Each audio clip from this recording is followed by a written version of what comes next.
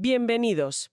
Hoy nos vamos a sumergir en un texto que, bueno, quizá muchos dan por sentado, pero que esconde una historia de urgencia, de poder y de fracaso redimido. Sí, La fuente que nos va a guiar es un comentario muy extenso sobre el Evangelio de Marcos, del teólogo Hernández Díaz López. Y nuestra misión, por así decirlo, es entender por qué este Evangelio, que probablemente fue el primero en escribirse, tiene este ritmo casi de película. cinematográfico, ¿sí? Y qué mensaje tan potente quería transmitir a sus primeros lectores, que vivían, bueno, literalmente entre la vida y la muerte. Es una elección buenísima, la verdad, porque Marcos es todo acción. Aquí hay menos sermones largos y muchos más verbos. El análisis de López lo llama el Evangelio de los Milagros, pero también podría llamarse el Evangelio de la Inmediatez. De la inmediatez, me gusta. Vamos a explorar cómo su estilo, tan directo y sin adornos, no era ninguna casualidad. Era en realidad una herramienta de supervivencia. Diseñada para una comunidad que estaba, bueno, bajo una presión que no podemos ni imaginar. Exacto. Y el viaje que propone la fuente es increíble. Vamos a empezar por la figura del autor, que es un personaje casi secundario, pero cuya vida es una trama de redención que lo define todo. Sí. Después veremos el retrato que pinta de Jesús, una figura de poder, un poder abrumador que paradójicamente camina sin dudarlo hacia el sufrimiento. Hacia la cruz. Y finalmente nos meteremos de lleno en su mensaje, que es de todo menos cómodo. Exploraremos sus parábolas y sobre todo el coste real de seguirle. De acuerdo, pues vamos a empezar por el principio, el autor. ¿Quién era este Marcos? Porque lo primero que choca, y mucho, es que no era uno de los 12 apóstoles, no era del círculo íntimo. Exacto. Y esa es ya la primera pista, ¿no? De que esta historia es diferente. El comentario de López lo presenta como un personaje que entra en escena casi, como un fracaso. Un fracaso. Sí, era un joven, seguramente de una familia con dinero de Jerusalén, que se une a dos gigantes de la iglesia primitiva, Pablo y Bernabé, en su primera gran expedición misionera. Y a mitad de camino, en un punto que era crítico del viaje, los abandona. La palabra que se usa es desertó. Espera un momento. ¿Que simplemente se fue? En mitad de una misión que para ellos era crucial. Eso tuvo que ser un golpe durísimo para ellos. El comentario explora por qué lo hizo. Sí, sí, y no da una respuesta única, porque, a ver, nadie la sabe con certeza, pero plantea varias posibilidades muy humanas. Una es el puro miedo. Lógico. Y van a dejar la costa para meterse en una región montañosa, muy peligrosa, conocida por sus bandidos, sus enfermedades. Quizá el joven Marcos, pues, simplemente no estaba preparado. No pudo con la presión. O fíjate, otra teoría que menciona López es un conflicto de liderazgo. Bernabé, que era su primo y su mentor, empezó a quedar en segundo plano frente a la personalidad arrolladora de Pablo. A lo mejor a Marcos no le gustó ese cambio. Podría ser. O la más simple, era joven, inexperto, y se sintió superado por la situación. Fuera como fuese, el resultado fue un drama tremendo. Porque esto no fue un simple hasta luego, ¿verdad? En absoluto. Fue una ruptura en toda regla. Cuando se prepararon para un segundo viaje misionero, Bernabé quiso darle a su primo una segunda oportunidad. Y Pablo. Pablo se negó en redondo. Dijo que no confiaba en él. El texto bíblico dice que la discusión fue tan agria, una tal desavenencia, que estos dos compañeros inseparables, dos pilares de la expansión del cristianismo, rompieron su equipo. ¡Qué fuerte! Sí, Bernabé se fue con Marcos por un lado y Pablo por otro. Fue un momento increíblemente tenso y muy personal. ¿Me estás diciendo que el autor de uno de los 4 evangelios fue la causa directa de la separación de dos líderes fundamentales de la Iglesia? Eso cambia por completo la imagen del autor sagrado o intocable. Claro, Es la historia de alguien que metió la pata, pero a lo grande. precisamente. Y aquí es donde la historia da un giro espectacular, que es central en el análisis de López. Marcos no desaparece en la oscuridad. Años después lo reencontramos, pero esta vez al lado de otra figura colosal, el apóstol Pedro. Ajá. Y la relación es completamente distinta. Pedro se refiere a él como mi hijo Marcos. ¿Hay una restauración? Una segunda oportunidad, sí. Y la tradición más antigua de la Iglesia, que López recoge citando a figuras como Papias o Ireneo, que escribieron poquísimo después, es unánime en esto. El Evangelio de Marcos no es otra cosa que el testimonio oral de Pedro, sus recuerdos, sus predicaciones, puestas por escrito por su discípulo redimido, Juan Marcos.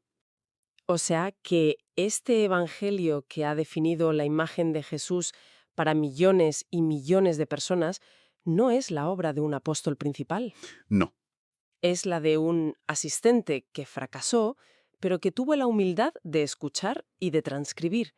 La historia detrás de la historia es una de segundas oportunidades. exactamente. Y esto nos conecta directamente con sus destinatarios.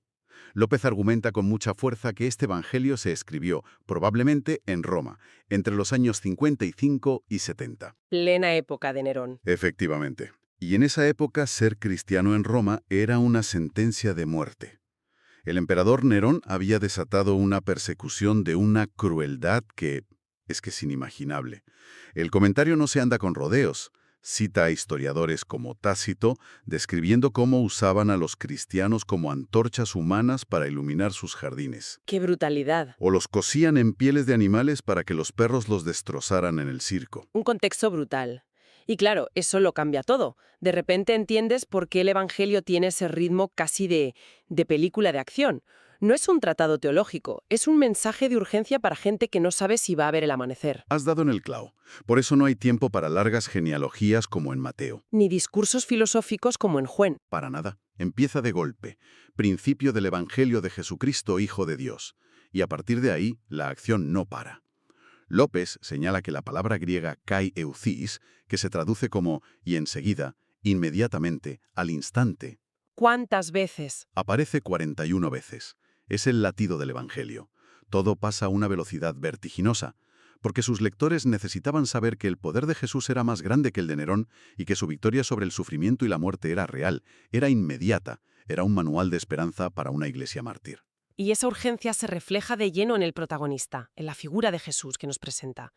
El comentario lo llama, como decías antes, el Evangelio de los milagros. Sí, porque el poder de Jesús está en el centro de todo. En los primeros 10 capítulos, antes de la entrada final en Jerusalén, es una demostración de fuerza casi continua.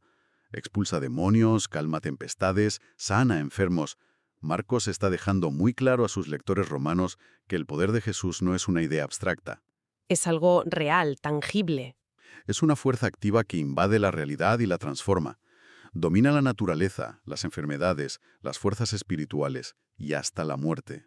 Hay un ejemplo que el comentario analiza con mucho detalle y que me parece potentísimo, el del paralítico que bajan por el techo en Cafarnaum. Es un caso de estudio perfecto. Llega una multitud, no pueden entrar, así que 4 amigos del enfermo abren un agujero en el techo y lo descuelgan. Y fíjate, la primera reacción de Jesús no es curarle las piernas. ¿No? Lo primero que le dice es, «Hijo, tus pecados te son perdonados». Lo cual, para los líderes religiosos que estaban allí, era una blasfemia absoluta. Totalmente. Solo Dios puede perdonar pecados. Exacto. Era un escándalo. Y Jesús, que sabe perfectamente lo que están pensando, les lanza un desafío. Les pregunta, ¿qué es más fácil? ¿Decir tus pecados te son perdonados? ¿O decir levántate, toma tu camilla y anda? Claro. Y entonces, para demostrar que tenía autoridad para hacer lo primero, que es invisible, hace lo segundo, que es visible. Le dice al hombre que se levante, y el hombre se levanta y se va. El milagro físico, como argumenta López, no era el fin en sí mismo. Era la prueba. Era la prueba irrefutable de una autoridad mucho mayor, la autoridad divina para restaurar a la persona por completo, espiritual y físicamente. No era solo un curandero, estaba reclamando ser Dios. Vale, esto sí que me parece chocante. Porque no solo demostraba su poder con hechos, sino también con palabras.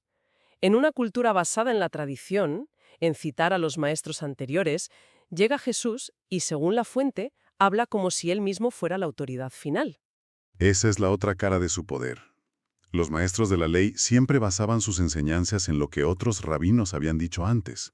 Era una cadena de tradición. Claro. Pero el comentario subraya que la gente se asombraba de Jesús porque les enseñaba como quien tiene autoridad y no como los escribas. López cita a otro autor, Adolf Paul, que lo resume de una forma brillante. Él no invocaba a los padres, sino al Padre.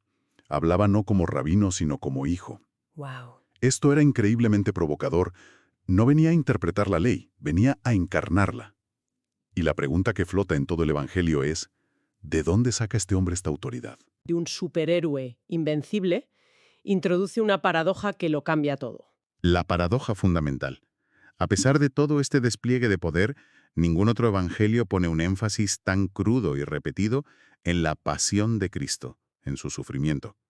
A partir del capítulo 8, Jesús empieza a anunciar una y otra vez, con una claridad meridiana, lo que le espera en Jerusalén. Que va a sufrir, que lo van a matar. Exacto.